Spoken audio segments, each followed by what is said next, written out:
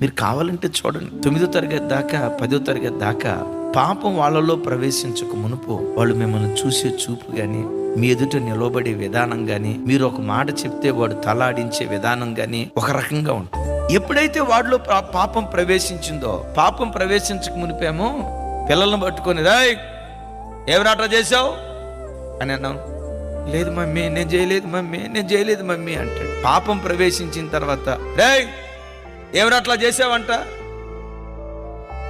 ఎవడు చెప్పాడు నీకు, నువ్వు చూసావా? ఇంకా 2-3 సార్లు రిపీట్ చేసింది అనుకోని, నేనంతే, ఎవడికి చెప్పుకుంటావో చెప్పుకో, కావాలంటే పోయి మీ మొగుడికి చెప్పుకో. ఒరే ఏమిరా నువ్వు అన్నమాట, అవును పోయి చెప్పుకో. అరే మీ నాన్నరా, అయితే అయ్యాడు. ఏంటంటే ఇక్కడ నేను ఇంత రూట్గా ఎందుకు మారిపోయాడు తెలుసా? పాపం ప్రవేశిస్తే. ఏ వ్యక్తిలోనైతే పాపం ప్రవేశిస్తుందో వాడికి దైవ భయం ఉండదు, మనుషుల భయం ఉండదు.